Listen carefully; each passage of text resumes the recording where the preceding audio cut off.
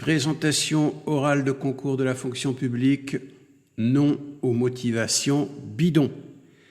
Dans votre présentation personnelle, vous devrez parler de vos motivations. C'est un chapitre essentiel pour le jury. En tant que coach oral de concours, je vois toujours les mêmes erreurs.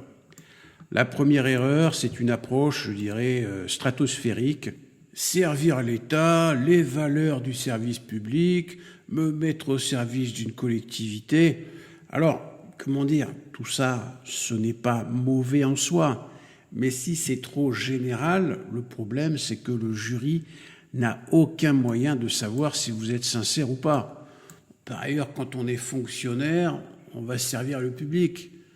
Donc, ça n'apporte pas beaucoup d'informations. Donc, attention à ces motivations trop générales.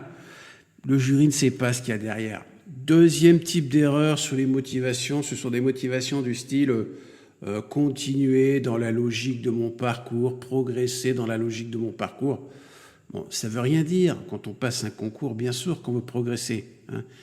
Donc ça ne marque pas. Et puis, troisième erreur, c'est des motivations, je dirais, un petit peu auto-centrées. Ce qui me motive, c'est la diversité des postes. Vous voyez, ce genre de choses.